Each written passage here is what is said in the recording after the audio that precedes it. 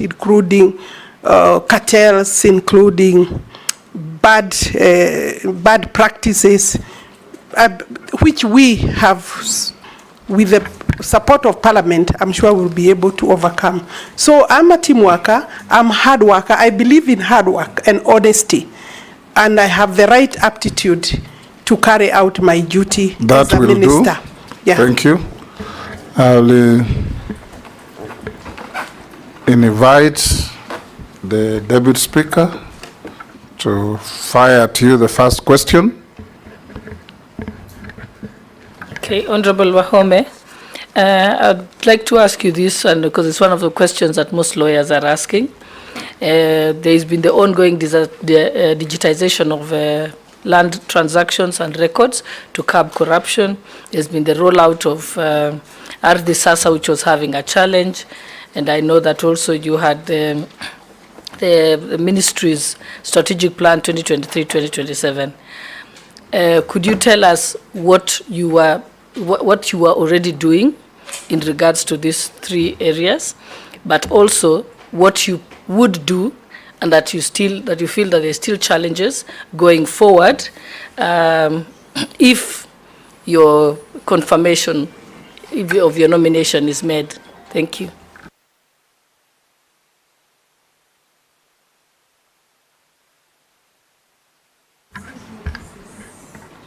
I thought you said you have some support staff with you.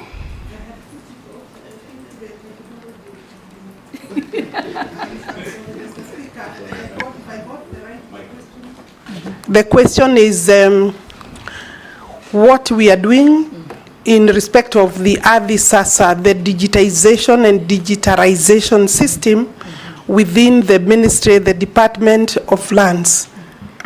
And that there are several questions coming towards that particular strategy to deal with the land. One, this particular program is meant to bring efficiency to secure land records and to provide maybe surety that the security of the records will be maintained with integrity. The program started way back in 2014, and where we are, I could safely say that we have been able to cover the entire Nairobi with about, which has about 300,000 titles, and you can be able to access the Ardhi Sasa platform, and therefore we are at a better place. But I still know that there are a few records that we are still working on loading. And of course, with the huge developments that are coming up, we will still require to have a bigger space in terms of that platform so that we can capture land in real time, be able to give records to the public in real time, and accessibility becomes easier and more assured. The story of missing files should be one of our bad history, so that this is a system that we should encourage, embrace as an information management system. What we have moved now to Murang'a, to Isiolo, to Mombasa with the same system, and we are already working in another 27 registries where we have been able to take our scanners, because the first exercise you do is to network within provide the infrastructure, then you do the scanning of the records. You know, our records have been manual. We want to, of course, to get rid of the manual records, not completely throw away the records, but be able to know that we have the information system properly secured, but then the records are put on, on board, loaded. With that, then we can be able to say that I want to be very honest with the Parliament, because I'm at the right place.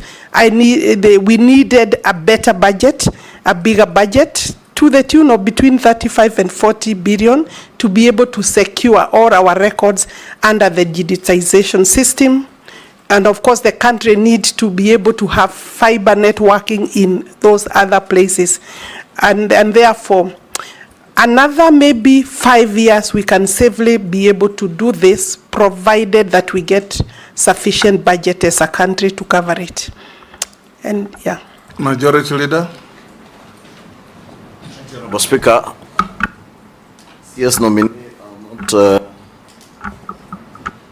Your gadget is not working. No, it's working now.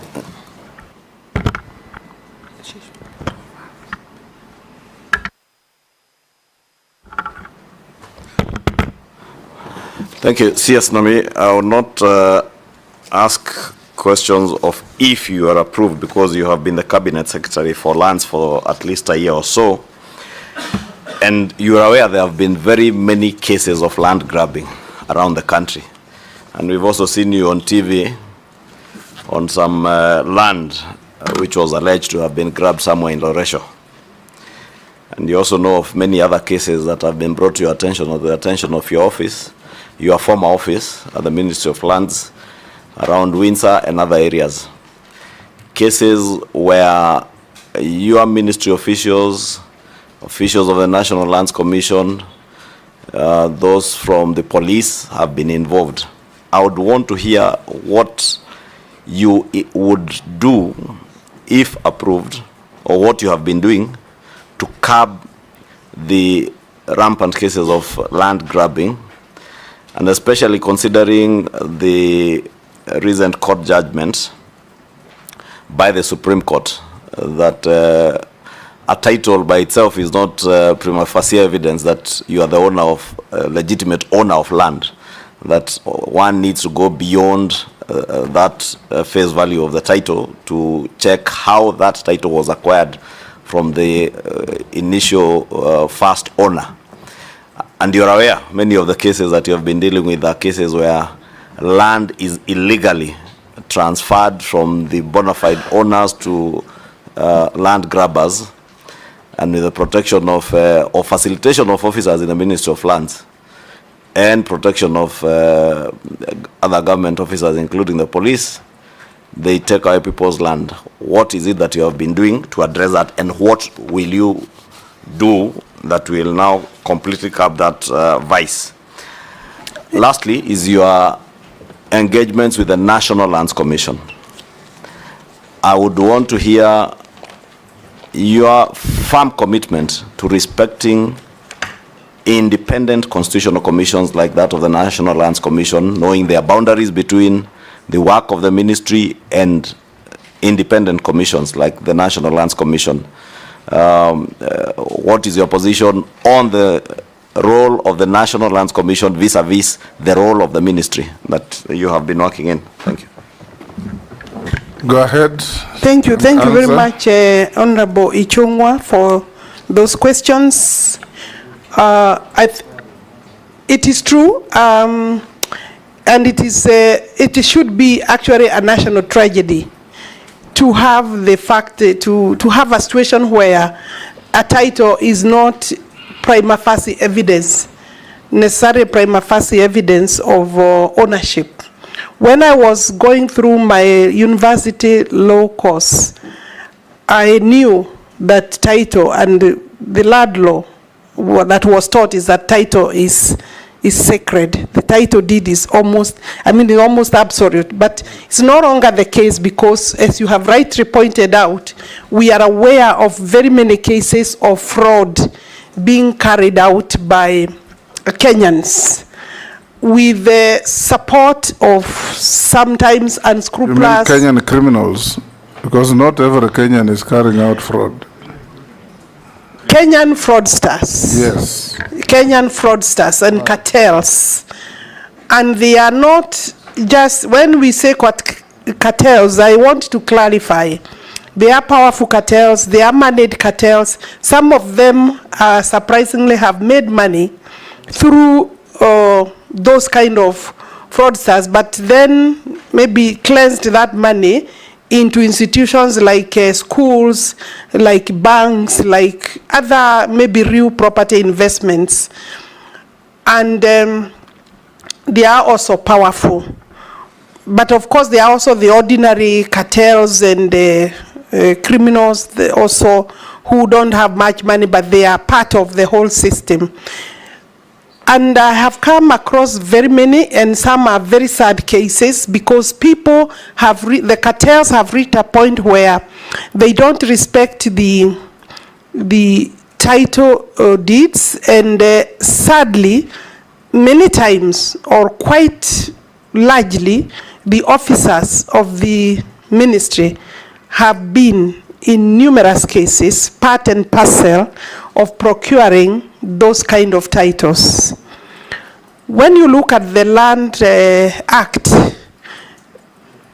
to be able to deal a big blow to the cartels when they secure fraudulent titles, and you, Honorable Speaker, I mean that you are the owner, say, of this particular building, cartels come and they perform some miracle and procure another title, where your title is safely somewhere, maybe under the locus of this particular building or parliament. And that title is the normal paper that we use for titling in this country. But other times it could be that paper, but the signatures are superimposed, or signatures of former commissioners of lands, maybe former registrars, both dead and alive. Not that they are the ones who signed, but some of our retired officers have also been part of that cartel. They've been signing. Some in their death, they are said to have signed. And therefore, what am I doing? I think we need to work on some amendments very quickly on the Land Act, so that the minute the registry, the technical information on the land records are known to be interfered with, to have been fraudulently secured or changed, so then the registrar, say the chief land registrar, should be able to immediately effect a cancellation and leave by law, because the minister is the custodian of all land titles, and therefore be able to say this record should look like this, and so that the person flagging another title out there should be left to be the one to have the honors of going to court to prove that the ministry has changed records or altered records, and that these are the true records. What has happened is that the ministry, previously the courts have taken the position that a title is sacred, a title can only be cancelled by the court. And you know, for the court to arrive at a position where it is able to say that these are the records, truly the evidence must be produced before the court by the chief land registrar or through his officers, so that then the court can be able to rely, will always rely in a good judgment, well-reasoned judgment. The court should be able to summon, or the owners of the case to be able to call for witnesses and the right records to inform the court, to help the court arrive at the right decision, is evidence from the ministry. So therefore, there is no reason why we should, as a ministry, not be able to rectify the records. When you look at the current section 79, yes, it's not clear that you can be able to alter that title. Anyway, Mr. Speaker, I have been asked what I have been doing. I have been utilizing that section severally. I have impugned some of the documents because they are obvious frauds, and therefore I'm not willing to take the dirty work of my ministry to the courts. Let the person alluding or alleging that they have a good title go take me to court, and that should happen to the same for everybody. What has the fraudsters have actually taken that section and utilized it in their favor, and you know they have the money to influence, to pay lawyers, good lawyers, and eventually you may be the owner of the title and find yourself losing. It has happened We have several cases in the High Court, others in the Court of Appeal, where people, genuine owners of land, are struggling with judgments that don't make sense at all. And I do not want to go beyond that, but they don't make sense, and they cannot. So therefore, we need to change the law to some extent to be able to give clarity to what the registrar should be able to do in the event that there is a clear fraud. I have taken the position that I will tackle the fraudsters. I have found myself in one of the notorious cases. I was actually locked up in a suit premises, not a suit premises, in a property that is clearly the records. I found the records had actually been already rectified. The records were okay, but there is somebody also claiming they have a good title, and I was locked by goons within. I think the police were part of the system, so that even when we entered there with them, as a minister, Honorable Speaker, and if there is one time I feared, is that one time, because it was down the valley. Even if it meant me running up, I would have had a challenge to run the hill up. And these are young goons who have been put to guard this property. Maybe you should ask, why did I think I should go there? I'm taking this fight to the crime scenes, Honorable Speaker. And I'm willing to do that, because once I have established that this is a title, either for schools, for institutions, because these people have stolen land right, left, center. A lot of government land has been taken away, including prisons land. Institutions have lost land to them, to either people working within or people working within those institutions and other people. So I am taking the war to the crime scenes. And I believe that I need a lot of support from the police for purposes of enforcement.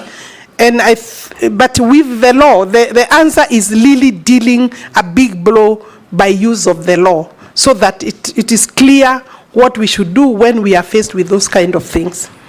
Yeah. Junet. Thank you, Chairman and Speaker.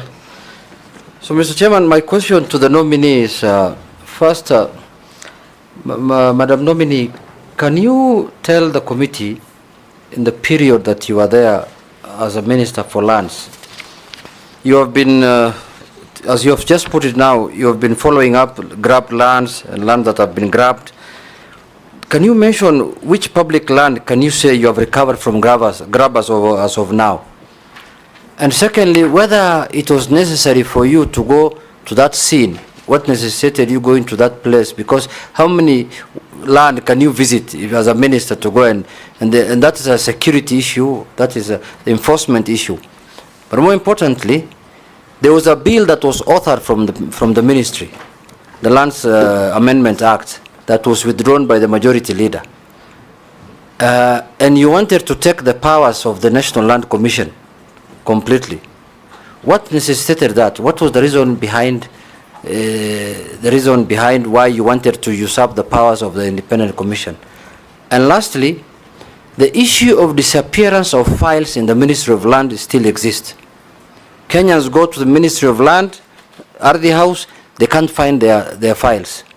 And we have been told that land was being digitized since when the former Cabinet Secretary was there, Farida. Up to that time, up to now, from that time up to now, digitization is still going on. But files cannot be traced. When will this issue of disappearance of Kenyans' files end, Madam CS? Thank you very nominees. Thank you very much. The Honorable Ichongwa had asked the same question on the, what is our mandate vis-a-vis the mandate of the National Land Commission, and are we respecting the the mandates of the, is there any issue? As far as I'm concerned, Honorable Speaker, there is no problem or challenge. We've not had any conflict or fight between my office and the office of the National Land Commission. In fact, I would say that I am having quite a cordial working relationship with the chairman and his commission. But that does not mean then we abscond or we abandon our duty, and therefore each has their mandate. Our main mandate in relation to titling is we are the ones, the minister is the one who does the leases. In fact, all leases in this country are signed by the minister. I would say not my signature, but for the minister. So I take responsibility for all the leases, including those that are going around there that are fraudulent. Secondly, we also do the title deed or the certificates of title. That's done by my registrars. So to that extent, then, our work is different because the National Land Commission's main mandate is to manage public land, administration and management of public land. And the amendments that we were proposing were speaking to the valuation. I still think that I will be able to come and persuade Parliament that valuation of government projects land, compulsory acquisition should be, the valuation should be done by the owners of the project, by the government, because we are the, you see, the National Commission is an independent organ of this country. And therefore, if it is the government that is doing its projects, there is nothing wrong in them doing the evaluations between the buyer and the government. And therefore, I think those are some of the amendments we were proposing. That does not take any power of the commission given under the Constitution. I think you could talk about maybe the law, but anything that is not working for the government within the law then requires some changes. You are aware that we have had a big challenge as a government by overstating and overvaluing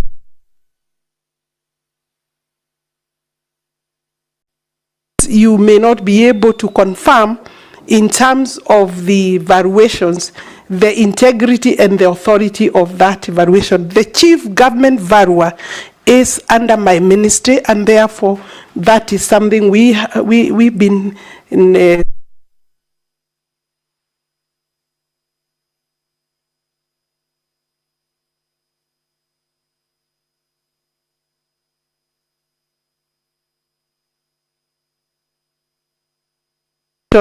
the leases are, what they do is to provide allotment, is to allow allotment and give no objection for allotments to be issued by the county governments, and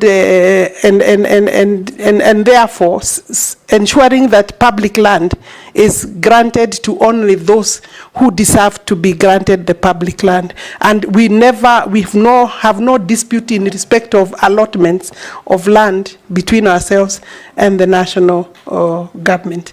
So in terms of going to how many places can I go, if I can go to 5 or 10 and provide the statement that is needed to stamp authority of the government in terms of telling the cartels that I'm here and I will not allow, and I can tell you, Honorable Speaker, it has worked to some extent. But I said what I need is the law to be explicit, to be clear, to be able to tackle the problem of cartel. Otherwise, nobody is safe with their title deed if we are not going to deal a death blow to cartels. And I'm willing to walk along that journey with the Parliament. Thank you, Chairman. I'll just make a brief comment because I was going to also ask some questions on the amendment bill number 2 of 2023, but since it was withdrawn from the House, I will not dwell on it in the House in Parliament. I'll not dwell so much on it, but just to let you know, in case this committee approves you and the National Assembly, if you rethink of bringing it back, please look at some of the clauses that are in it, because from the events of this that happened in this country 2 months ago, you have realized that we have a very informed population in this country. And so that issue of NLC had come up, and Kenyans were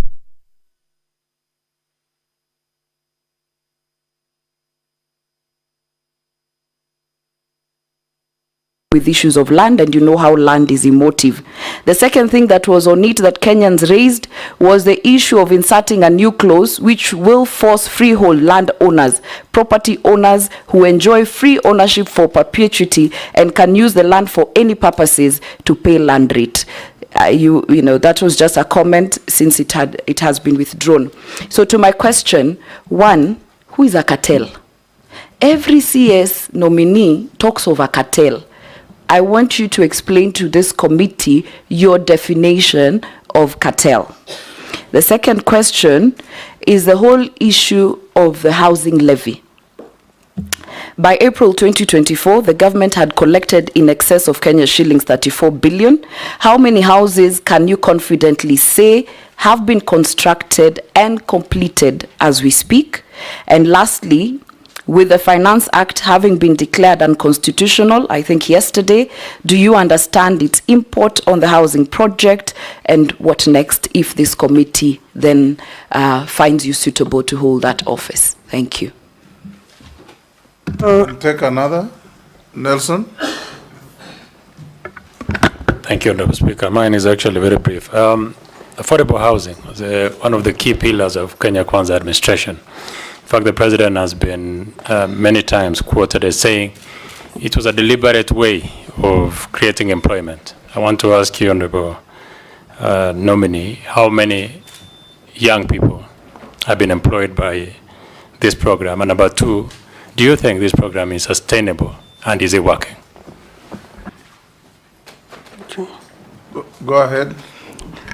Thank you, Honorable Speaker. I think it is important that even though Honorable Lesuda has not come by way of a question, for me to make one or two clarifications in respect of the authority and the mandate of the National Land Commission. Because many times there is misinformation or misunderstanding of the mandates. And I believe that there is no misunderstanding between ourselves and the National Land Commission. Sometimes it's just propaganda. If you look at Article 67, the functions of the National Land Commission are to manage public land on behalf of the national and county governments. Two, to recommend a national land policy to the national government. Indeed, I have one document already recommended, and we are working on the national land policy, reviewing it since 2009. The review is supposed to take place every 10 years.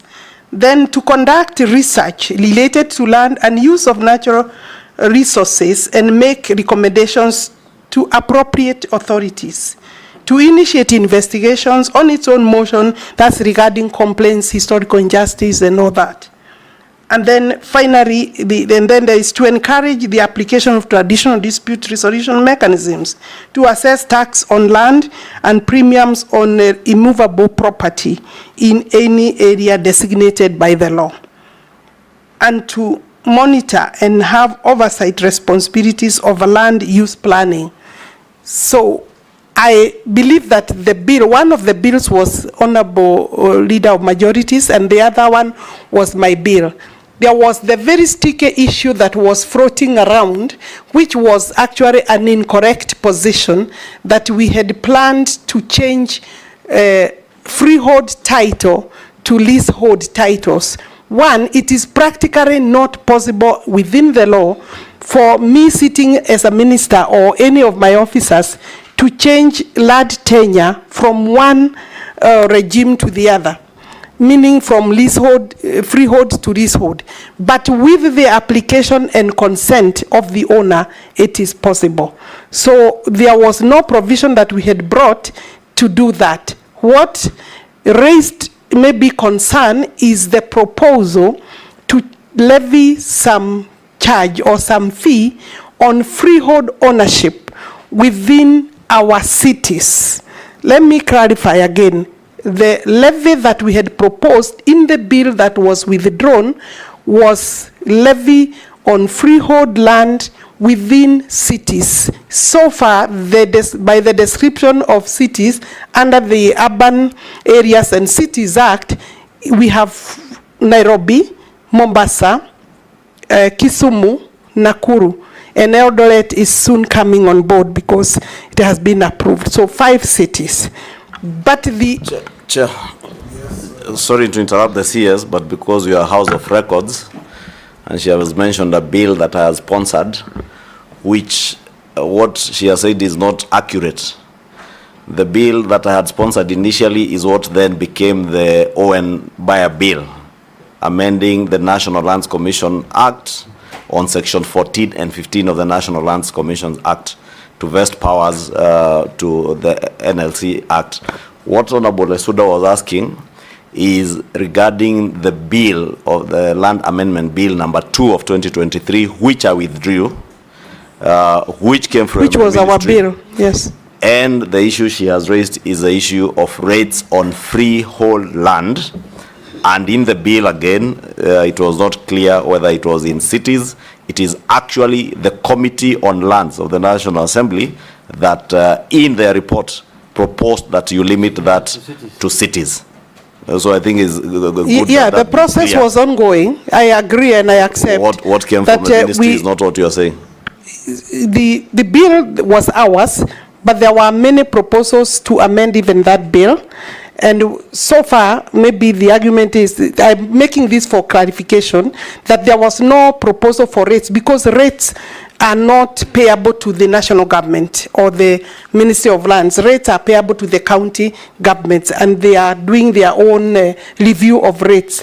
We were proposing a levy or a charge on freeholds because freeholds within the cities then therefore are enjoying facilities and they are paying nothing. And maybe I could say here that if you look at where the freeholds in this country and in this city, for example, using Nairobi, Honorable Speaker, is that the freeholds are within the Karen, the Muthaiga, the Lavington, and it's important that I say maybe some areas of Kirereshwa, Kitisuru, Kiuna, those upmarket areas. Why? I think it was a skewed way of raising tax against some people and not everybody. So that if you go to the whole of Eastland and the Southlands, then you will find that, you know, areas of all these areas, you know, that I haven't mentioned, they are paying rates and they are paying land rent, both. And therefore, in other countries, what is happening is that if you have a freehold, then you pay, including any other land, you pay some development tax because the land that you are sitting on is actually has been developed to equal. In this country, then we are having some people paying and others are not paying. And I think that is a conversation that we will be able to bring back to the National Assembly for debate and discussion, and also robust public participation and debate.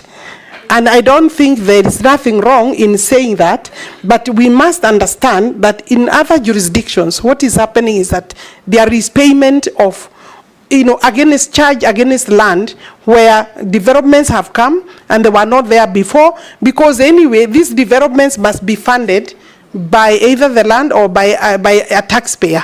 So, and I think that is what was taken to mean that we are charging a charge on freehold, and there is likelihood. Alice Wahoma, you are being too wordy. Yeah. With the word of the Speaker. You can say what you are saying in very concise terms. Yes. Yes. Point of order, Mr. Speaker. Yes. The Speaker, I believe I have maybe exhausted. Hold, there's a point of order there. Yeah. The Speaker, it is good to have clarity on this matter because that bill was as well a controversial bill. It is very important to have clarity here that the proposal that came from the ministry was that all freehold land be changed to leasehold in the whole republic. It is Parliament, a committee of this Parliament, and that's why Parliament must be given credit to where they do their work, that is suggesting to them that we should maybe do it in cities But the ministry, what they brought to Parliament was that they want even the ancestral land that somebody is holding a freehold in Migori.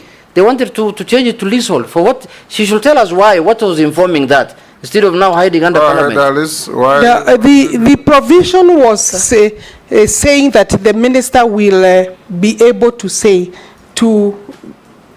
designate the areas, which then means you designate through regulations, and I would still have had to come to Parliament to be allowed the designated areas that we would have picked.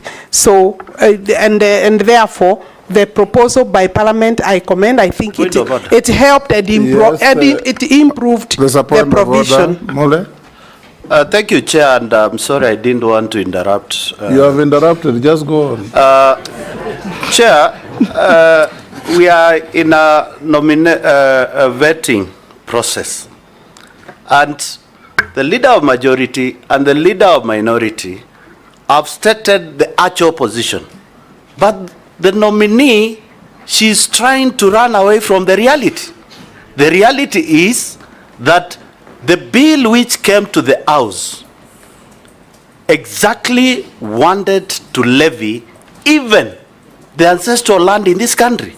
And it came from the ministry. She was the CS. So instead of using too many words, please admit we move forward.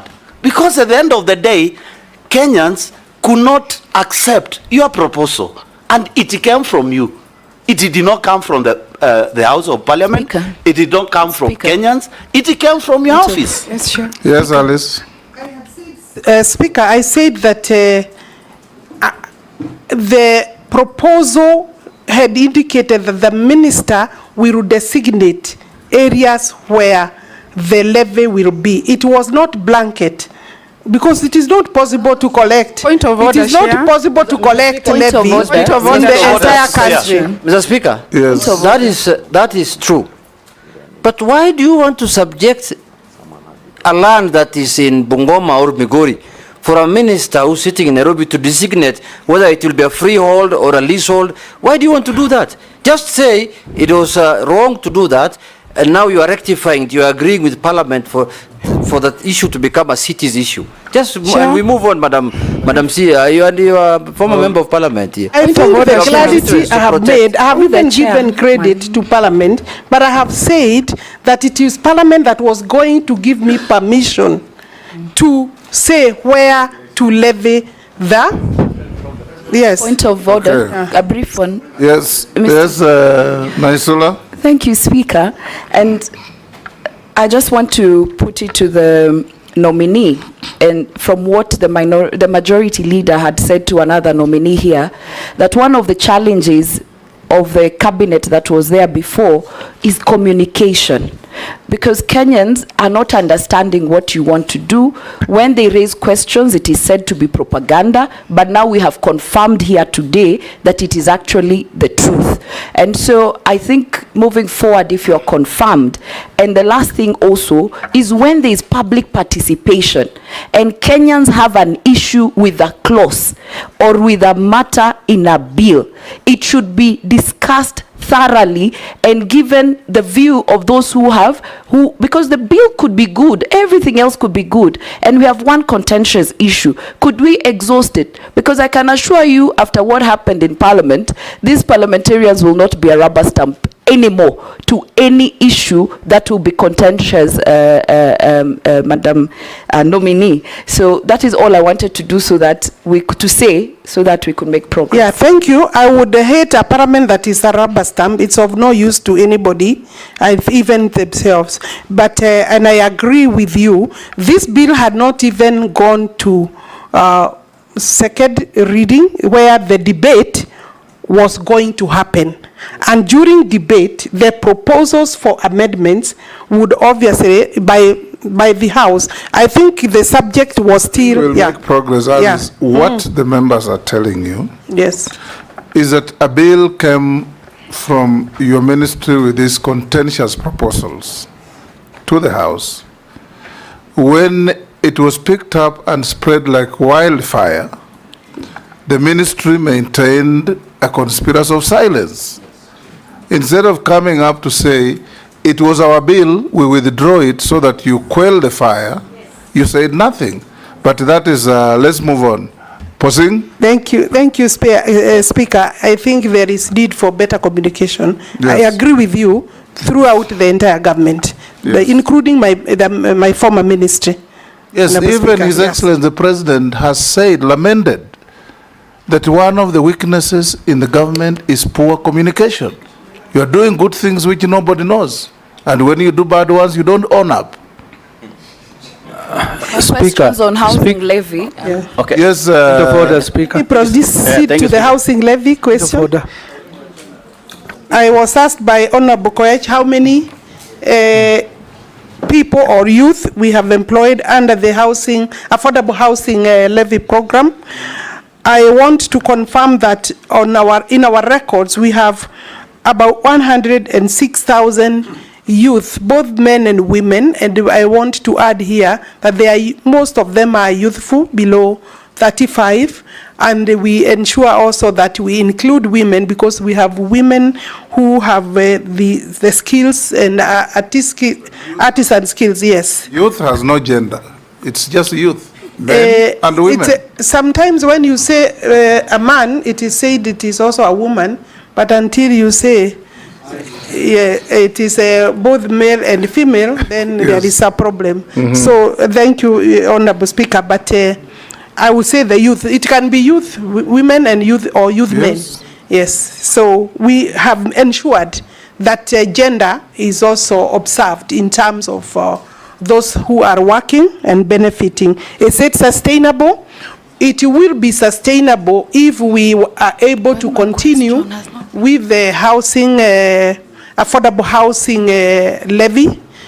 And I'm aware that it is also still in court. Would I say that up to now we have over 100, we have at least 48,000 housing units that are in different stages of construction, between maybe 20% and 95%, some nearing completion. In fact, we expect that we will be launching several of those units this year. And so it is sustainable because this is one of the best projects and programs that the country can allow to continue. Everything else bad said about it, but this one in terms of employment and in terms of self-sustaining, if we can allow the levy to continue, it is sustainable. And I bet that what we are giving, including allowing housing to people who previously cannot access and afford decent homes, then I would think that the country should take it Proceed. and proceed with it. I thank you, Honorable Speaker. And if we were to be direct to the question and answer, would say we are almost spending 1 hour only for leadership of the House. We have not even had anything ourselves. So, Speaker, what is mine? Mine is this. Nominee, Honorable Alice Wahoma. This issue of house levy or house tax, of course, was very controversial, and it is still controversial. However, because it is in place, it is mainly in urban. It's only in urban. And the people who are paying are in the villages. And most of us in Parliament, we represent village constituencies. About 80% of this country is village, or 70% for that matter. And even if the government has run to talk about jobs, creation of jobs. My view, Minister, is if you are confirmed, what will be the housing plan for the rural people who are also paying this tax and paying this levy for people in towns to enjoy houses and to enjoy jobs? Nobody in my constituency or constituency rural who will enjoy those jobs. Nobody will enjoy housing or those housings, right? But we are losing money. So what is it that we are advising even the president or the government in terms of saying, these guys in the rural are paying these taxes or levy, but this is our housing plan for them, so that we can actually move as a country. Thank you, Speaker. Vicaria. Thank you, Chair. I will only ask questions that have been raised by Kenyans. The chairman of the IDP camp in Nakuru called New Canaan is asking, after the settlement of the court cases, referring to Donga Farm and Kisima Farm, when is the ministry intending to do the titling? Secondly, there is a guy from Joro asking about Ndefo plot in Menengai Slopes and whether there will be titles, whether you will be giving titles to that place called Ndefo plots. Thirdly, is a teacher in my constituency asking about... Mr. Speaker. Yes. Mr. Speaker, not to interrupt my colleague, I think those questions can only be answered by the minister when she is in office substantively. Whether she can give me a title or not. She can't give anything now. Honorable Chair. I was about to tell she is jobless. Honorable Gikaria, you are assessing the suitability or otherwise of Alice Wahoma being reappointed Minister for Lands. Now you're asking her to issue titles. Sorry, let me rephrase. Under what authority? Let me rephrase. Yes. Assuming she is appointed to that, assuming she is appointed to that position, Honorable Chair, because these are pertinent issue, Honorable Chair. On another point of order, yes. I think Honorable Junet's point of order was very legitimate, yes, because the questions Honorable Gikaria is asking, even if the minister is approved, are the questions that we change our standing orders for, to cause the minister to appear before the House to answer such questions. These are not questions for a vetting process. Alice, answer. I think in Gikaria, you have relayed concerns of your constituents. Thank you very much. Which are not vetting questions. Maybe the last one, and that is related to the affordable housing. Go ahead. Is related to the program. Is a very good program for purposes of employment. But the contractors who are given that do not come and actualize that by adhering to the labor laws, by paying, say, for city rates or the rates that are there in the labor law. Maybe what action will she take to confirm that this will be done? And if she's confirmed. Thank you. Again, she can't take action unless we say she will be a minister. Now, but you can answer those. I think largely in terms of titering, I want to say that we are not on course because we need better funding for titering. The total number of, in terms of percentage, the country has about 30% of our land titled. Meaning, Alice, who has asked you that? Because the questions they asked, on the titles. Holding, Posing just asked you about how do rural folks in Kenya benefit from housing levy? I'm very simple. Gikaria. The second one of Gikaria was, will titles be given to some 2 farms? So it's not titling generally. Let me say that I think you saved me from answering Gikaria's question. Yes. And then we leave it at that. Are you the one I told last time about reading a book of a witness who talked too much? No, not me. It was not you. Not me. Yes. And I'm sure. I think it was Linturi. Yes. So I will leave that question. On the question of IDPs is gone. Affordable housing in rural areas. Yes. This is a new program, Honorable Speaker, Honorable Members. It's a new program. It's just starting, and it has been met by various challenges, including litigation.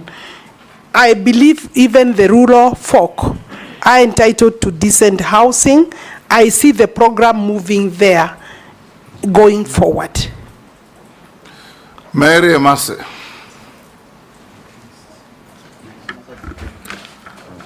Thank you, Chairman.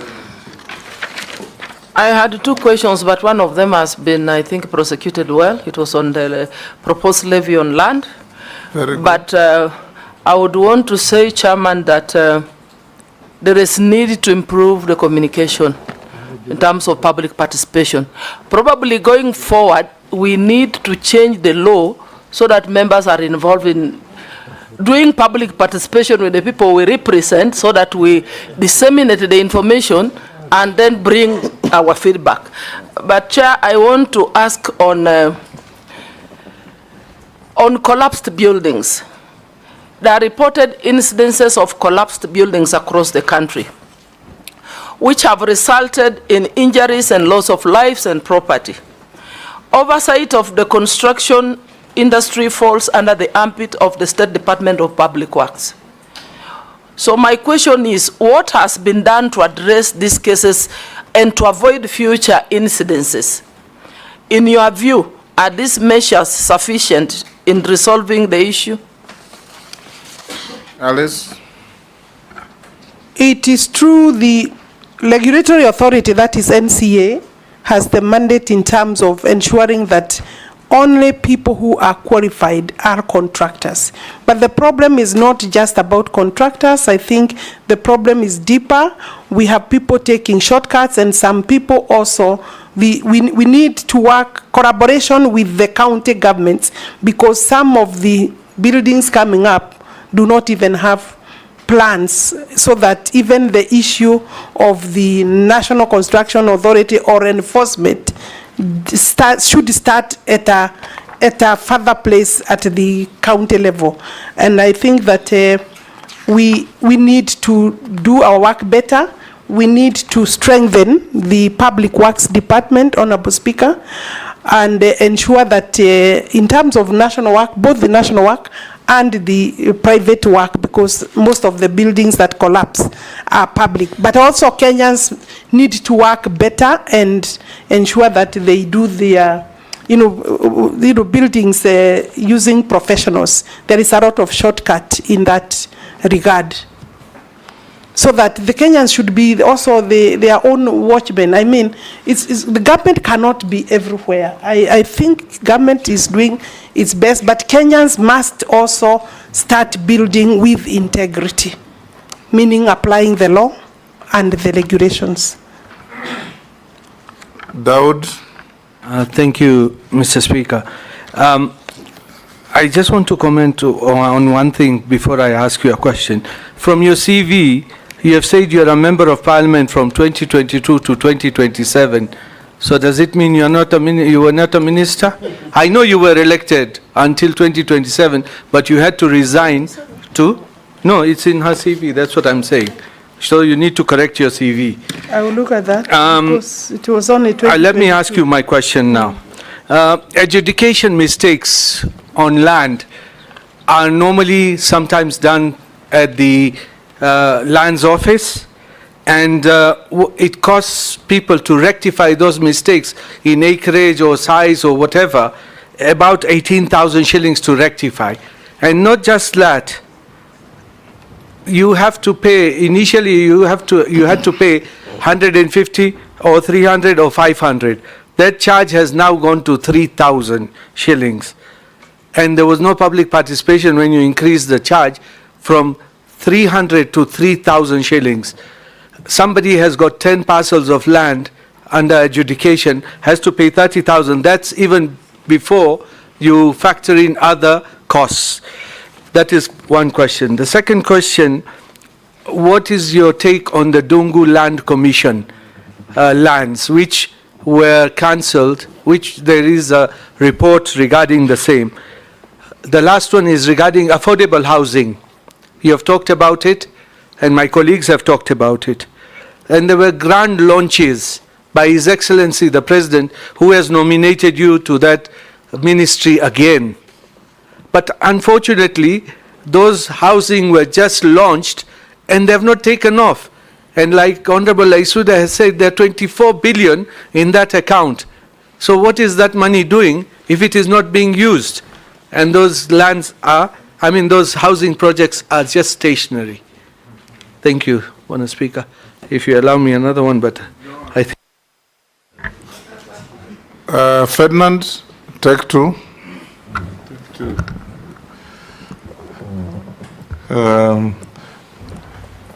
If actually you're appointed as CS, I want to find out, because going around, you'll find yourself, there's a lot of upcoming, like you go to a place like Mathare and other places which are congested. There's no plan at all so that you find people living in a very affordable way. What plan do you have to be able to at least streamline some of these upcoming dwelling facilities that actually are causing problems? You'll find that even getting electricity in a place like that is not there. And somebody staying in a place in Madare, and water is actually passing through her house. So what plan would you have for that kind of thing? Secondly, I come from Trans Nzoia.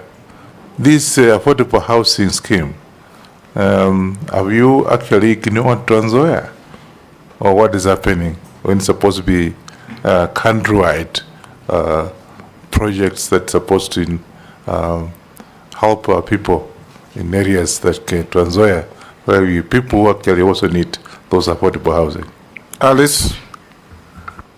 I have not picked, let me start with the Trans Nzoia. I haven't picked this specifically, but if we have no affordable housing program coming, I think I want to assure you that the first entry to the affordable housing program is the 290 constituencies. Every constituency is supposed to be a beneficiary when we roll out fully of a minimum of 210 housing units. So yes, we will be there. And of course, there with the available land, I won't say when, because it's a program that as soon as possible, maybe we don't even have land in your place, so you needed to work with the ministry to get land for that. And I'm not saying there isn't, because I don't have my document with me. I believe in Trans Nzoia County, we already have some affordable housing programs coming up. Who are you? Yeah. We do have. It's okay. We will be there, and I'm sure that it is every other wish of member to work with the ministry to ensure that they are there faster than maybe the event plan. Yeah. Then the slum upgrading. We have a very good slum upgrading program. It's the one working in, for example, in Kibera. We are in Mukuru. We will be going to Mathare, and therefore, what I can say is that the government needs support for the affordable housing program. The houses for the slum upgrading is even cheaper. Those houses are even cheaper than the social housing, and we have a lot of goodwill in terms of funding. Yes, hold there. We are now classified as a middle-income country, right? Generally. Kenya. Not generally, we are classified. Yes. We are not a HIPIC, highly indebted poor country. We are not. Now, when you talk of slum upgrading, is your policy to eliminate slums or to upgrade slums? How do you upgrade a slum?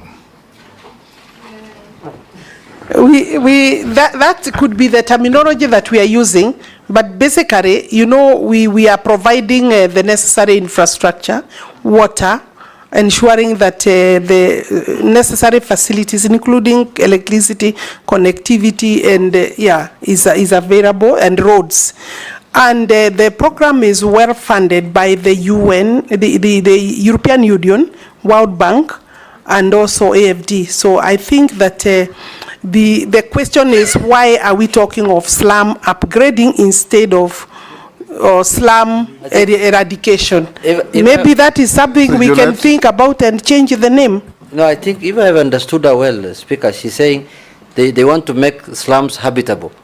That people can still live in slums, but they become better place where they... That cannot be the direction of our country. It is not. It is not.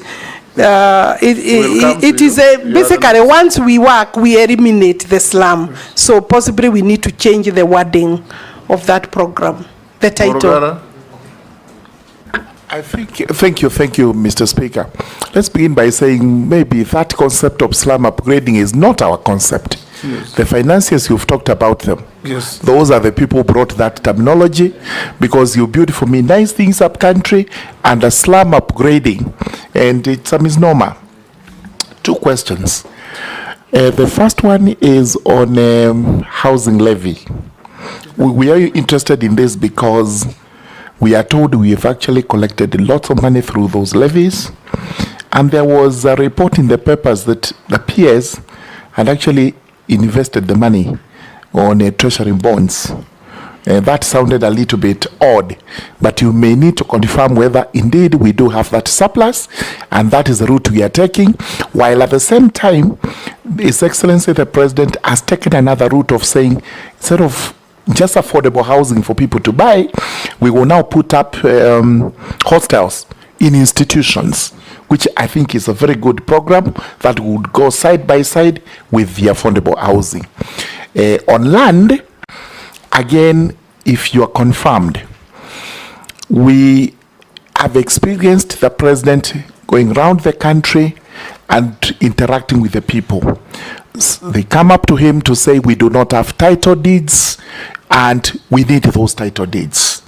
And he makes generous promises that in 2-3 months, I'll be back here to give you the titles that you need.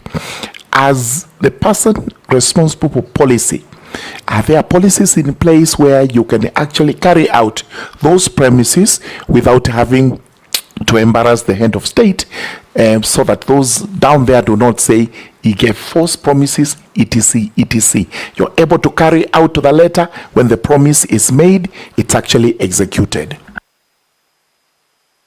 Answer that. Alice, Dawood is protesting that you didn't answer his question. Yes. And then Dung report. Go ahead. I asked 3 questions. I asked about the adjudication, about the Dungu report and the affordable housing, where nothing is going on, and you've got 24 billion in the account, putting in treasury bills or bonds. Yes, Minister. I could start by looking at the Dungu report is a very good document report, and I know that several of the properties that are within and picked by the Dungu report will clearly indicate the kind of cartel that I was talking about. I know I was asked to define what is a cartel. I think, in short, a cartel is a thief.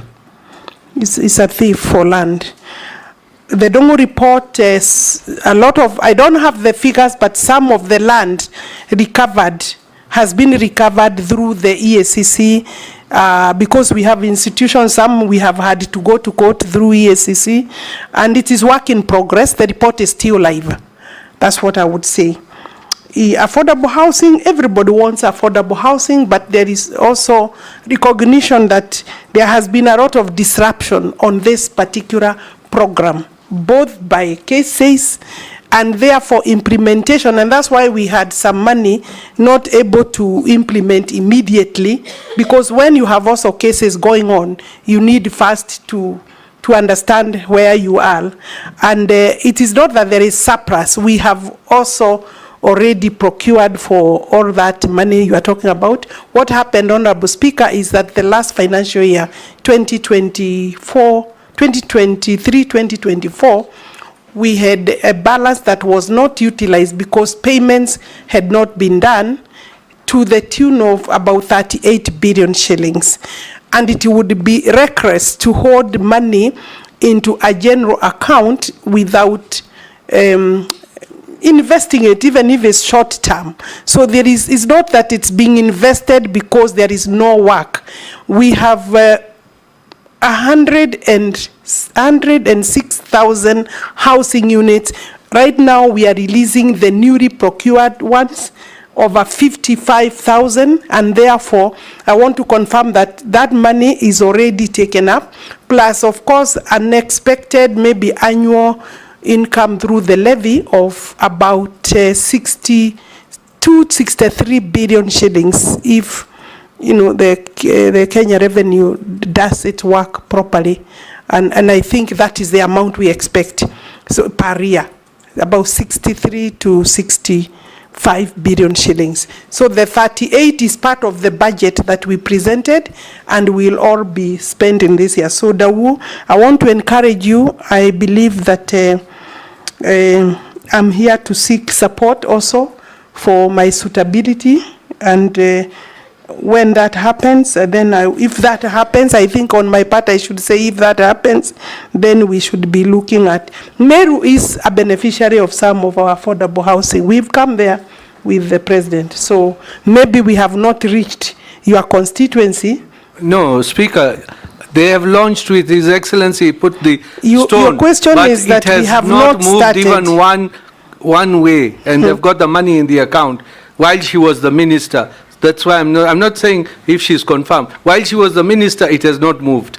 Sometimes, Honorable Speaker, I appreciate the concern of the Honorable Member. Sometimes lack of takeoff is because of various things. Maybe documentation, perfection is not complete, logistical issues. Sometimes even when we do proper investigation, you find that the contractor who had said that they are able to take off sometimes get a bit of delay, and we are supporting even local contractors. So I don't think it's a case where we are that so strict. We are working with our local contractors, and sometimes logistical issues. And thank you, Honorable Judet, for once. I know it is a very important key issue in terms of implementation. Yes, Owen. Thank you, Honorable Chair. I want to just to ask one question, one very important question. Cabinet nominee, land in this country is one of the reasons why we had the 2010 Constitution. It's one of the key aspects, and it actually gave birth to Article 67, which formed the National Lands Commission, where people from regions that for a long time had issues on land, especially historical land injustices, that gave birth to Ndungu Report, Njonjo Report, and many other reports, pushed and voted. My people woke up very early in the morning to go and vote for the new constitution, not because of any other thing, but because of land, especially the coast. Today in Parliament, over 80% of the petitions we receive are actually on issues related to land and security. Now, looking at it, it becomes, therefore, it requires leadership, strong leadership to actually finish these issues of land.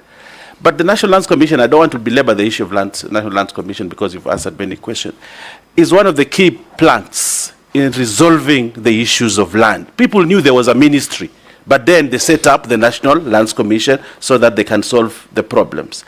So the minister and National Lands Commission must work together to ensure that eventually people get justice in terms of historical land injustice and review of grants.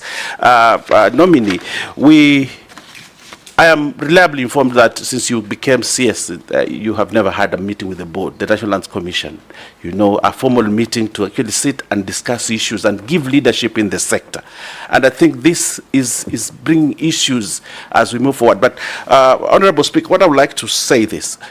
We have moved amendments to amend the National Lands Commission Act so that we can extend their mandate in review of grants and hearing historical land injustice. But the biggest impediment has been the ministry, including a letter that we received from you dated 24th April,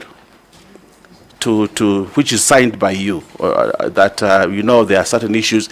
When the committee called you for the meeting to discuss these amendments, the committee said that the minister did not make an input. But when we passed the law in Parliament, when it was going now, we are supposed to send it first, and we respected your letter, and actually these were my amendments, and we held back. But the vibes I get, if I can use that word, the vibes I get is that probably the minister does not want National Lands Commission to exist. She wants absolute power to run whatever she wants, the show in the land sector.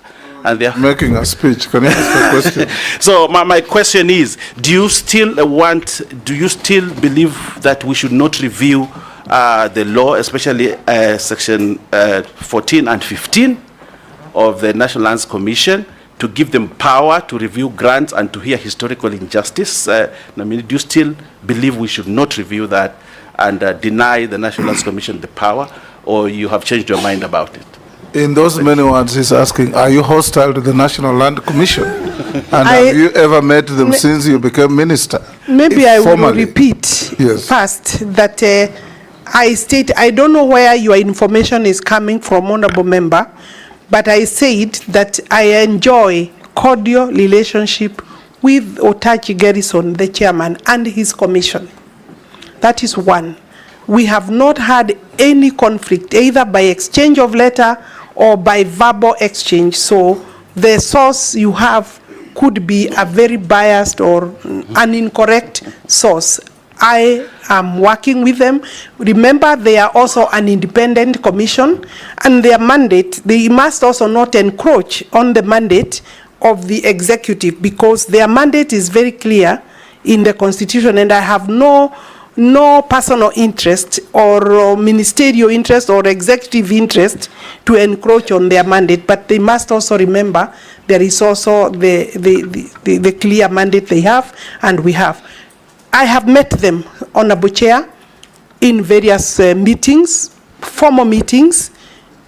I have met the board, and when the chair also confirmed that the board is coming, some of the members did not come, and I don't want to go into that, because the commission, I think you need to summon the commission yourself as Parliament. The commission has its own challenges. I think it's right now maybe a bit. You say you have no problem with them, then continue to list their problems. Not myself, person, their own challenges, not between me and them, Honorable Chair. Okay, it's that's what them. I'm saying. Okay. Maybe the reason they are not working is the challenge between, but not between me.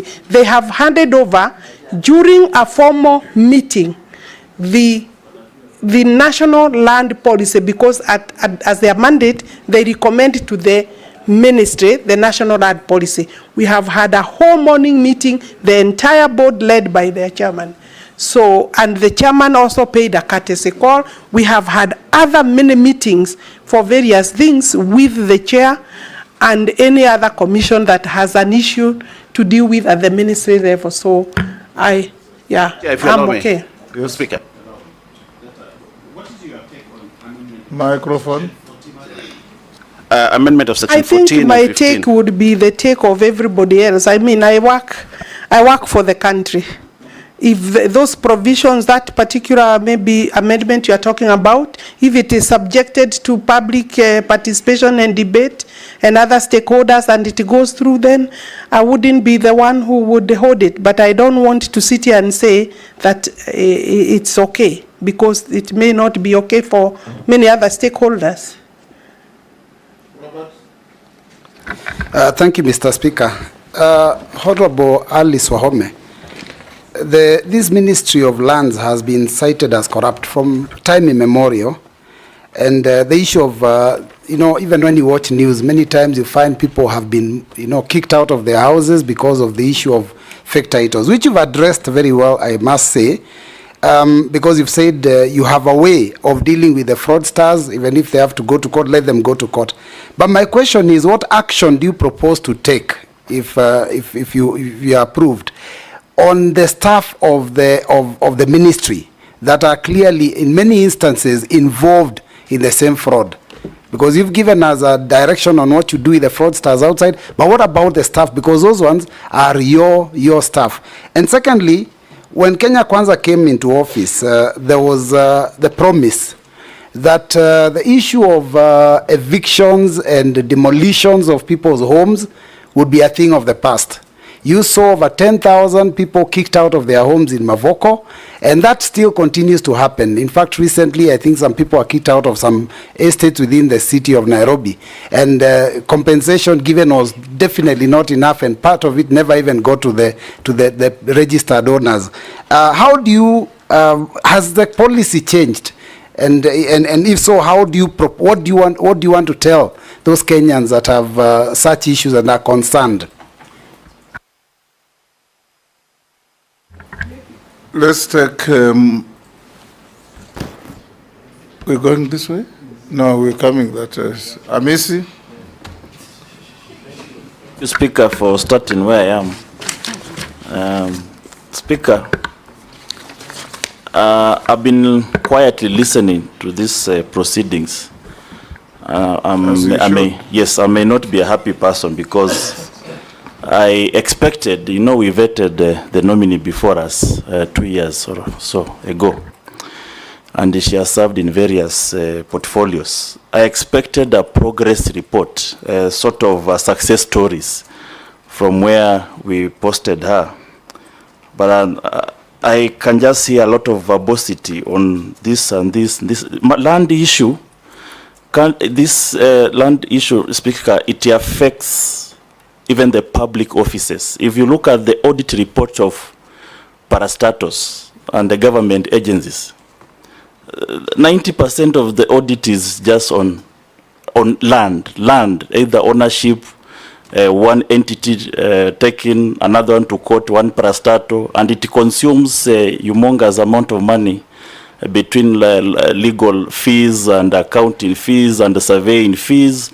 So it is an area that you do not just talk about it in the passing. So I wanted to hear from the nominee. Yes, she has served there, she's going there back. I don't have your progress report so far, but the issue of parastatals and the government. You say she's going back before we decide? Yes, if she's approved. Yes. The issue of parastatals and the government agencies taking each other to court on land issues. Is there a policy statement that you can solve it once and for all so that we save this country a lot of money that is being used between lawyers and the legal firms in all the parastatals, virtually all of them, and the perennial historical land injustices? I come from Kitale, and I think you've been there. You've tried to come across the land issue of the Kitale prisons, and it is across the country. We are perennially in constant problems with our constituents and the grabbers and landowners and the government entities perennially. Can it stop once for all? Can we have a progress report from your ministry going forward? Answer the question by Robert and Missy. From Robert, what am I doing with my staff? What have I done with the staff that I have said that sometimes they are part and parcel of the cartels? Since I got into the ministry, we have had 4 arrested officers and charged in court. There is another 3 under disciplinary processes. And therefore, I think to that extent, and have had a meeting with all the registrars in the country to restate the policy and the position of the minister and government in terms of this business of participating in fraud. And they know, and we have many other cases with the DCI, and I think there will be likely other officers that will be taken away by those cases. I think I could say to that, and I have also said that I intend to come back to Parliament to sharpen the provisions that will help to deal with the fraudsters. Then you asked, I think the question on kicked out, I don't understand that one. Demolitions of people who Mathare and elsewhere during the rain season. I think half of those people had already suffered a big blow for being within the riparian and the watercourse area. And even those who were affected because of building along the river were also calling for government intervention to be provided for with homes. We have, I think the estimated numbers, if I'm not wrong, and those would be mainly with the Kindiki, because of interior coordination, was about maybe 20. The rough estimate that came to the cabinet was about 20,000 Kenyans that were affected by the demolitions. I think demolitions are right now not going on, but it was so that they are removed from already insecure space along the river, where in any event they were being devastated by the floods, because we experienced out of the normal, maybe beyond the normal of the floods or rainfall. Therefore, I think going forward as a government, we need better, maybe, these are emergencies and you require maybe money to be able to settle those kind of people. So I think everything adds up with, do we have funding to be able to resettle them? They were given 10,000 and some, I'm told some, I think there is information that some may not have received, which is still not sufficient, but it was a gesture for people who also, Kenyans must stop also building along the rivers. I don't know, I know and I understand and I believe that these Kenyans don't have maybe better places, but remember, some of the people utilizing, some of those people are not the owners of the structures. The structures could be owned by people living elsewhere. I mean, on government parastatal, I think land moving from one maybe person to another, parastatal fighting each other and cases in court. I have already proposed to the executive that we circulate, before I left office, that I think in June I proposed that all the departments, all the ministries forward to the ministry the list of their properties, so that we can now start cracking holistically, so that we have a one government approach in terms of recovery. I was given approval to circulate that request, to call for departments to forward all land that is said and known to have been grabbed. We will be working on that. Of course, I will require police, I will require the investigative agencies, and I will require the EACC. And I think then it is, whether I'm the minister or not, Kenyans should be prepared to move from government-owned properties, because it is public wealth, it is public property, and it is horrible where, as the situation where we are. And I agree with you, we should give it a one holistic approach, so that we clear with it once and for all. Thank you, Chair. Honorable Waziri, I just want to ask you one question regarding the pending bills, because I understand there are many pending bills in your ministry. I need to know how you are going to sort it out, considering the current financial state at the moment. The other question is about compensation.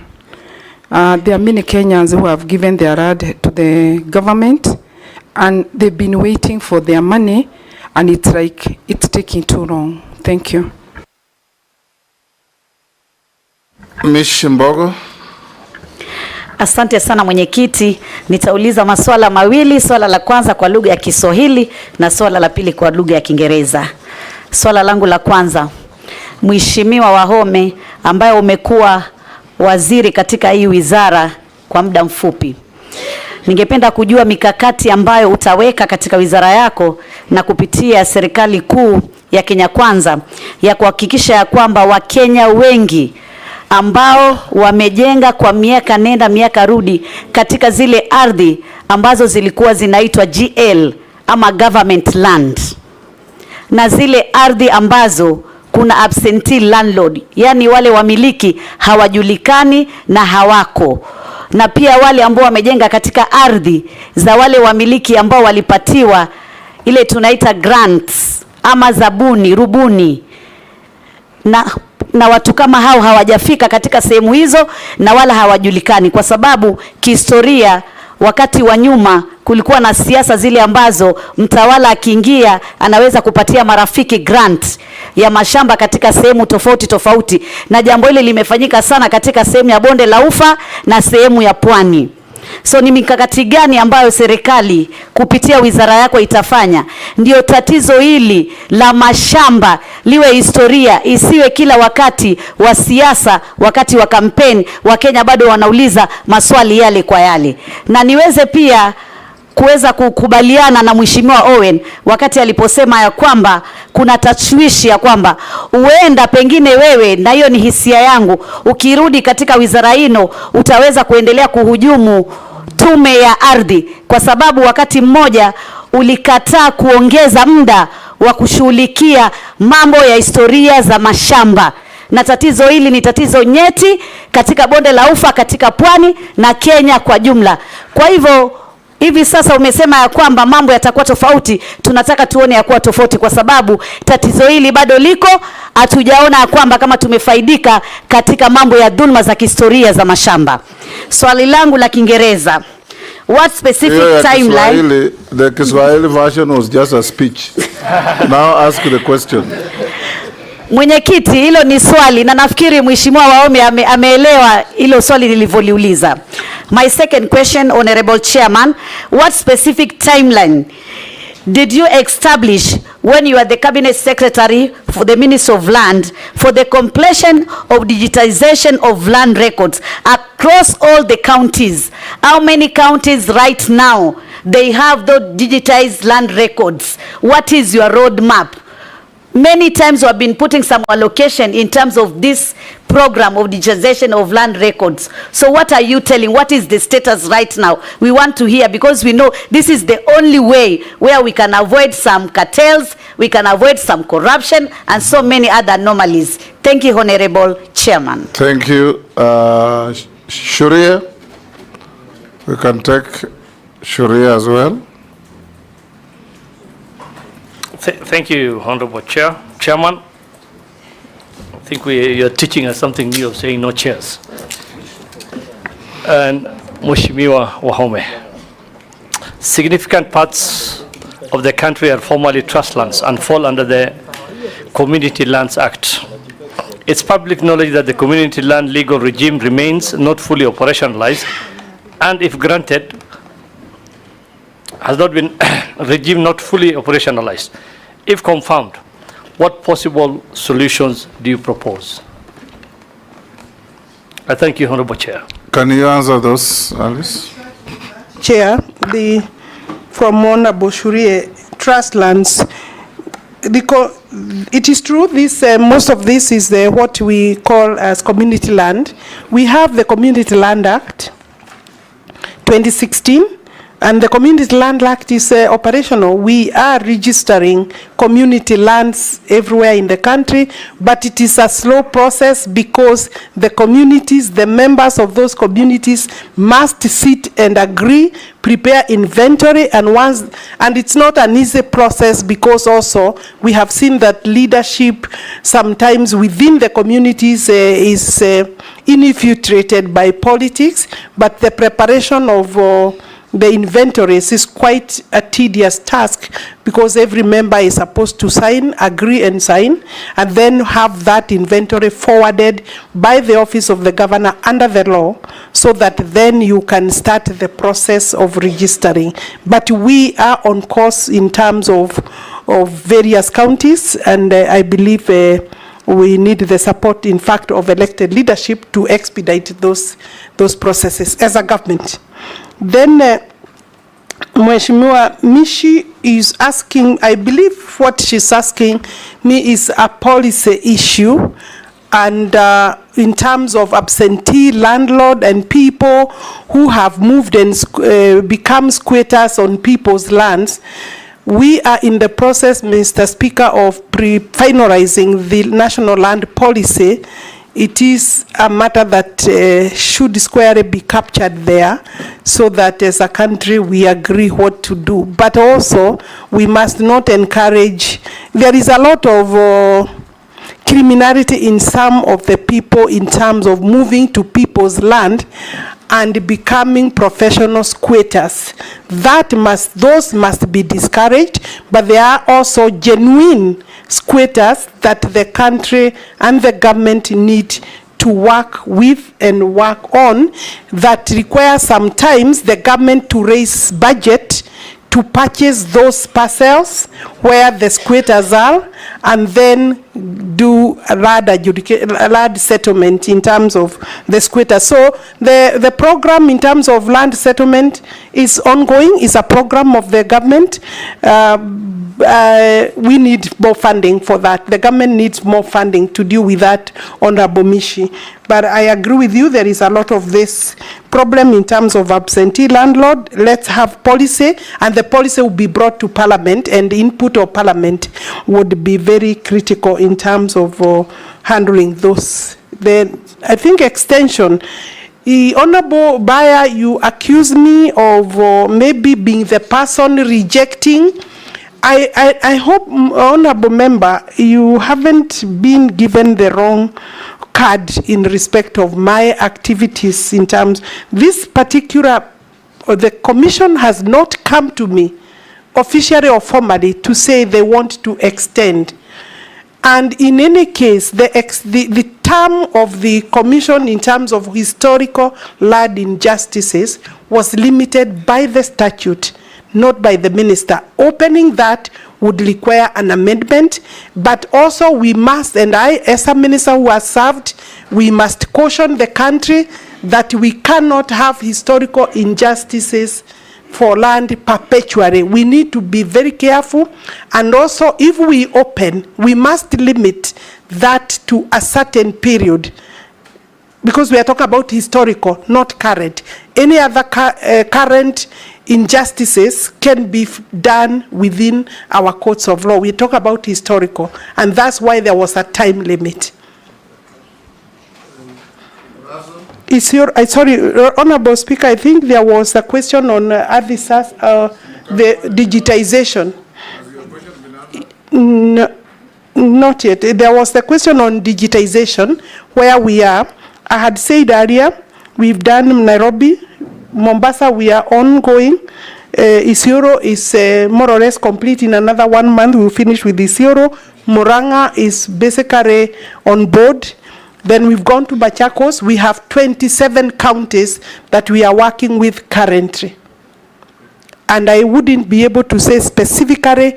I had estimated that to do the entire work, we may require another 5 years if funding is properly availed. And I have had talked about between 35 billion to 40 billion Kenya shillings to do the entire exercise. Thank you very much, Mr. Chairman. Honorable Alice, land is a factor of production. And where I come from, land actually is a major source of conflict. And the many questions honorable colleagues have raised, it is indicative of that, whether you are in urban or rural areas. The first question which I want to pose to you is this thing called Ardhi Sasa. The major problem, and that is why Kenyans are angry, is because a simple transfer of land or property from one individual to other take maybe 1 year or 2 years. If really we have a platform, if really it is digitized, why would it take inordinately such a long time if what you are explaining to the committee is seamless? Secondly, I think the issue of corruption in land, it is not just simply said. I think it's profound. Examples are everywhere. In the county of Marsabit, we largely live on community land or trust land. But what is surprising, there are individuals who hold titles in areas that have not been adjudicated.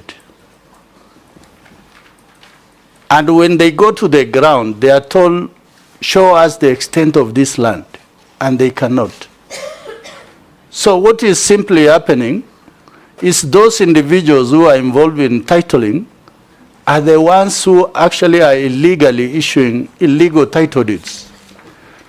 Going forward, if the House is going to approve your nomination, what is it that you are going to do differently? Because, Honorable Speaker, I have to make this point. From what Honorable Alice has given the committee this afternoon, I think that committee may be running into headwinds with you, simply because you need to carry leaders along. Because land is not just anything. Land is about community, it is about people, it is about settlement. So people must really be carried along. Thank you, Mr. Chairman. Thank you very much, Mr. Speaker. And I want to ask the nominee. She has a broad ministry moving from land, public works, housing, and urban development. And as a nominee, you must have a vision. And I want to ask the first question is that, what is your vision to sustain urban development in the 47 counties? And how do you plan to address the challenge of rapid urbanization in terms of planning, in terms of giving blueprints of how the water supply will be done, roads construction will be done, the issue of electrifying those urban areas, and the issue which is very fundamental of sewerage in most of upcoming towns within Kenya. Secondly, the State Department of Planning Public Works launched the National Building Code 2024 on 17th of July 2024. The code is expected to update the standards and the requirement in the construction industry and aims to resolve the various issues affecting the Kenya building economy environment. If approved, how would you support the execution of this code? Various associations, including the Association of Construction Managers of Kenya and Interior Designers Association of Kenya, have raised concern concern on being unrecognized by the code. What is your opinion and what is the remedy of this? In prayer on my first question, when you get to that ministry, are you able to give... When or if? If you get to that ministry, are you and do you have the capacity to give a vision of how do we want our towns and our urban areas be planned so that we can have proper coordinated construction, which includes the housing program you are also in charge? The last one, the assistant chiefs. Mule, one question at a time. Okay, can I finish with this? Can I finish with this? You've hit two already. This is the last one. As the Minister for Housing, and you are in charge of this ministry, and to implement the housing program, what do you visualize on how the common man at the village, the assistant chief, the chief who is paying the housing levy to benefit from the housing program in this country? That question has been asked 4 times. Yes. Yeah. Yes, but I think it is important to Mule. Maybe I can start with it and say that I had said that I see this program of affordable housing is a new one. Stages and is spreading. And I see it going forward. I see it going to the rural areas as well. But for now, we are within urban centers. For obvious reasons, infrastructure, facilities. The next question. Yeah. Mukami had asked me about pending bills, Honorable Speaker. The pending bills, we have about 18 billion legacy or pending bills. some of them from cases that are filed against the ministry, and these are being considered as part of the national pending bills from other ministries, where a decision must be made so that we agree as a country how we deal with all the pending bills, including verification processes. That is a process being undertaken with the leadership of the National Treasury and the executive. So we will have decisions made together. Compensation, I don't understand which compensation, because compensation in terms of compulsory acquisition is done by the National Land Commission, and basically that is not within my mandate. Any other compensation, maybe by judgments, those are pending cases or pending bills. I believe I could start with the question of Adi Sasa had been answered, but I am saying that this really, I'm thinking that we should get commendation, because it's now real time possible to access your records and get information regarding your land records, especially when somebody else other than you want to access your records. You are the one to approve. I think the challenge for me is how to move faster to the other maybe not now for me, for the ministry, for me if I'm approved, but for the ministry, the challenge is how to expedite. And I had said that with the necessary funding, it is possible to expedite. There is an issue you raised regarding titles in Marsabit or even elsewhere. Let me also warn the members, just alert the members and the public that it is not all titles that are out there that are actually valid titles or are titles. They could just be papers with no worth of a title deed. There are many, some are just made at Liver Road, like some of the cases the Honorable Majority Leader was raising, title papers. When you look at them, they look like they are genuine, but they are made from River Road and they cannot transfer proprietary rights to any property. So I don't know what you are referring to in Marsabit. I think it would be important for me to have the records so that I'll be able to know what you are dealing with or referring to, or the ministry to be able to be brought to their attention so that they can maybe stop whatever could be happening. And I agree, it is profound, and the land issue is obviously very emotive. So therefore, community land, be part of the community land processes so that you can help to expedite the community to have their land put in a title, because it's private land. Community land is considered as private land for that community. The rights are the same, so they would need to come back together quickly so that there is no land left without title. I think security would be secured by that. Individuals involving in titling from my ministry, I had agreed, and I also said we have a few we are processing in court. My vision is the vision of the ministry. The minister doesn't have a vision personally, but the ministry has a vision in terms of urban development. And in terms of urban development, we have the Urban Areas and Cities Act. And that is specifically addressing the problem of rapid growth of population vis-a-vis the facilities available in our small towns.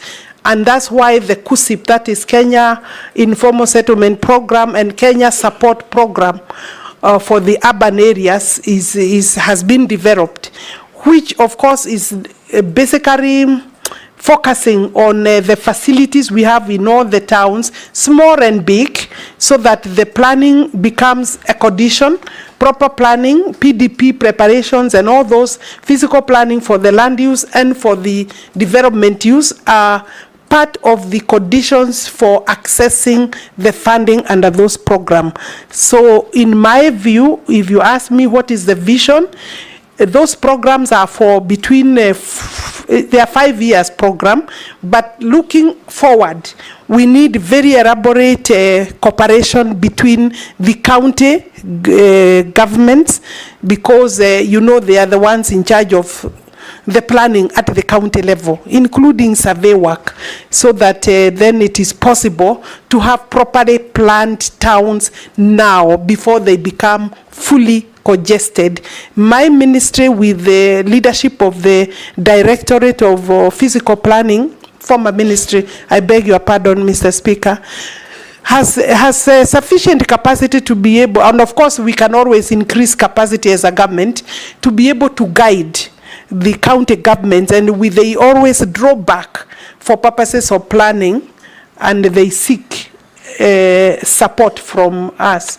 And of course we have the Physical Planning Act that requires also to be maybe reviewed to capture some of the issues that you are raising. So my vision is to see well-planned towns that have all necessary facilities of a big town, but even better planned than our big towns like Nairobi. You cannot say that it is properly planned, but we can now have better planned towns. As they grow bigger, then they have the street lighting, water, sanitation, and every other, and of course including titling.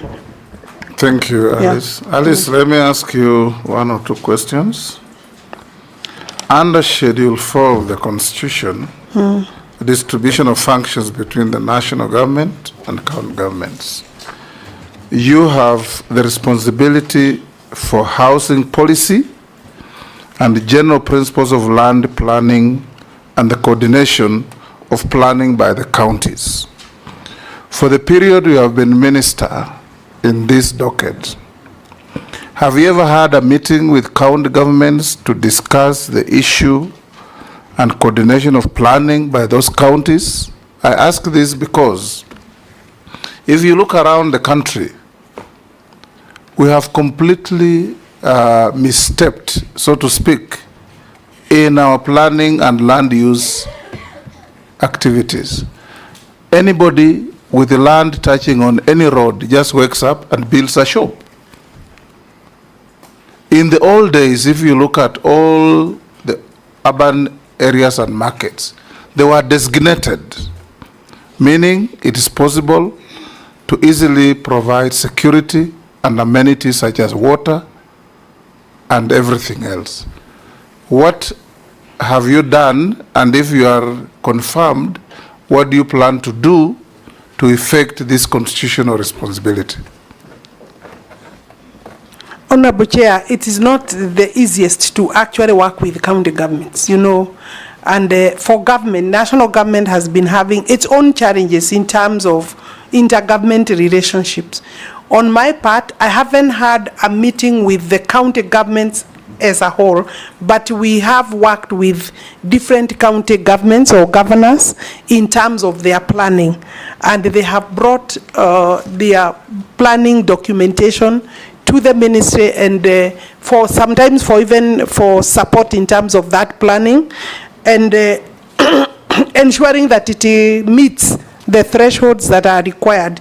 I think going forward, I would say that it is necessary that I meet the county government in terms of the institution itself, the COG, so that we can agree. But they also think that the national government is encroaching a lot on their mandate, and they refer a lot to Schedule 4. And I do agree that quality standards, regulation, and of course capacity building is some of the things we are doing under the Kenya Urban Support Program. Within that, my ministry before me has held several meetings with the county, with the COG, and the CEO of COG has been a constant, and I think she's done a good job for the county governments. Yeah, has worked well with my ministry. Some Kenyans sending messages to us. Yes. Why did she take sides with the Kirima's land dispute when she came into office? I didn't take side with the Kirima land. I took side with the owner of the land. It could have been any other person. And when I pronounce myself as to ownership, Sometimes it helps in terms of dispute resolution, and that is what it is. My task is to say who is the owner, and I said that it's a long dispute, and at that time there was no outstanding court case. Another Kenyan says the nominee has declined to answer a question from Dawood on how fees was increased from 300 to 3,000 without public participation.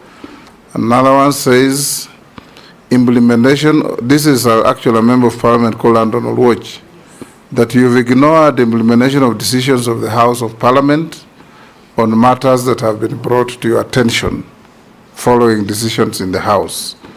Another person called McDonald Walbengo says, why has the ministry not processed titles to public institutions and schools? Because my grandfather donated land to a school, and to date we are unable to get our own title and give the school the title on the land we donated. That's a very good Kenyan. Other Kenyans would go to grab the land back. Another one says, who are these cartels with government documents that the minister is talking about? Another one says, rich people are buying land from less fortunate people, transferring the land and refusing to pay. What is the minister doing about that?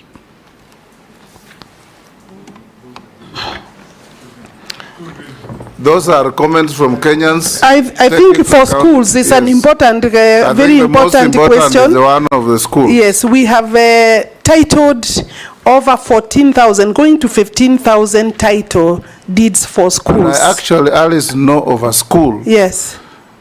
That was given land by a generous person, and his grandchildren over 50 years later came because the school had no title, took away the land, and kicked out the school. Yeah, I think previously the institutions did not just schools, actually most government institutions, and maybe that is one of the tasks that we should achieve, do not have titles for those properties. And the titles are supposed to be produced and held. If you are confirmed, can you have a Marshall Plan to issue title deeds to all public institutions within a year? Okay, those without issues, it is possible. Yes, as you emphasize on that public institutions, I want to add, including KICC. Yeah, thank you, Speaker. You know what I mean? Yeah. Including KICC. Honorable Speaker, you know that, go on. Sorry? You know that, and go on. As she knows. Thank you, Speaker.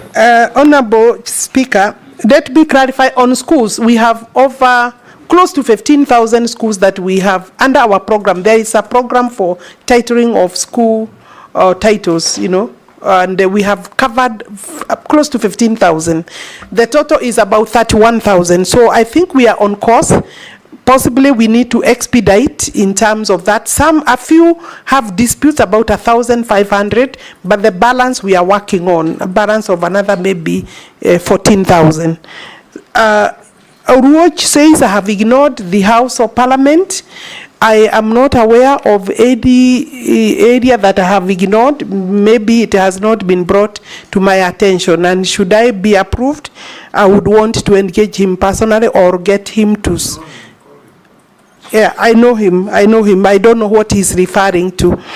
The fees that the member of the public, and it's important, is there was elaborate public participation. The fees of 300 shillings, 500 were fees that were for 1980. Prescribed, you know, when the act was actually, basically it's over 20, 30 years. And so we reached a point where we reviewed, and there was elaborate, and there is records of public participation. And I would also seek that Kenyans agree to support, because it's their government. Yeah. Alice, you are so wordy. You can, if there was public participation, just say so. You know, Kenyans out there have said I haven't answered. Yes. Yeah, so I want them to understand. You know, yeah. Lastly, Alice,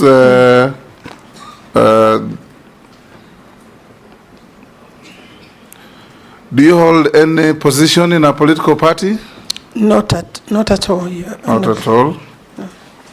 Have you ever been adversely mentioned in any integrity-related report or investigations by any agency? Not at all. Not at all. Do you hold citizenship of any other country apart from Kenya? No, only Kenya. And I have no interest. What is your net worth?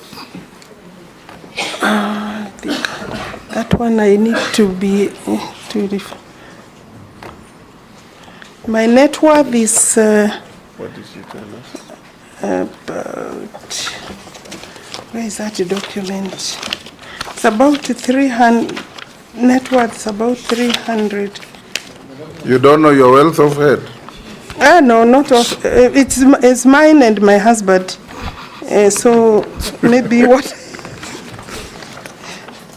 It's 300 and what?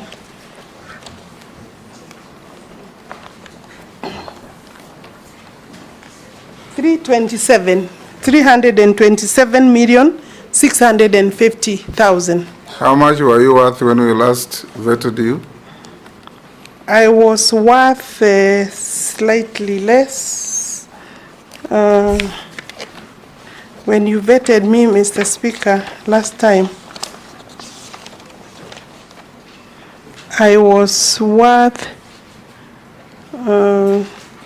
218,400,000. So you have had some nominal growth. Kidogo. Some. You've grown by 100 million.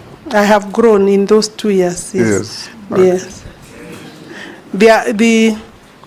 I was just a few adjustments. It is the properties that have increased in terms of appreciation in value. And then there was one tenant that was not paying my family rent, and they paid about 14 million, about sometimes in March. So did you use your office to get them to pay? My office of MP, of minister? Yes. No, I don't. No, I don't. I am not the one who corrects the rent. Thank you, Alice. Yes. Thank you. Thank you, Honorable Speaker. We have checked your documents and we find them to be correct, except you can tell us there were 9 memoranda against in response to you. Did you respond to them in writing? The clerk. And I would ask that the committee adopts my response. Thank you. Yeah. Unless you are lawfully held. Yeah, thank you very much. You are released to go. I'm free to go. Yeah. Thank you. It's a relief, Honorable Speaker. It's a relief? It's a relief. You know, I am jobless and I need the job. This is since 1985. This is one unique time when I am jobless. So, and I do appreciate the opportunity to be before the committee. Thank you very much. Thank you, Alice. Thank you.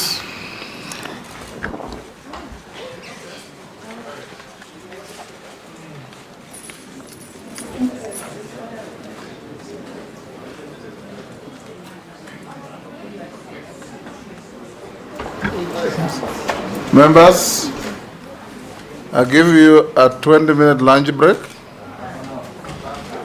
How much time? You have 2 others to go. Half an hour. Okay. Yes. Maybe after chairman. Yes. We could consider the suggestion I had floated in the group. Let's go and discuss it at the lunch place. But the problem is not members, it is the respondents.